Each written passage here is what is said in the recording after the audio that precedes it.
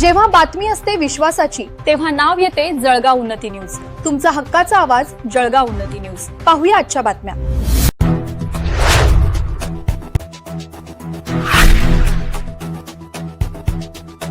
श्री हनुमान सागर वान धरण 70% भरले.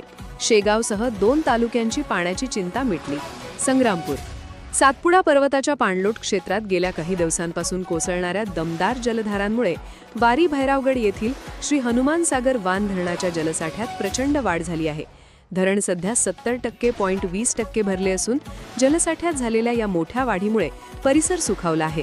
पावसाळा सुरू होण्यापूर्वी धरणात अवघा 40% जलसाठा शिल्लक राहिला होता. मात्र गेल्या आठवडाभरापासून सातपुड्याच्या डोंगराळ भागात झालेल्या संततधार पावसामुळे धरणात पाण्याचा येवा मोठ्या प्रमाणावर वाढला आणि जलसाठ्यात 30%हून अधिक लक्षणीय वाढ झाली.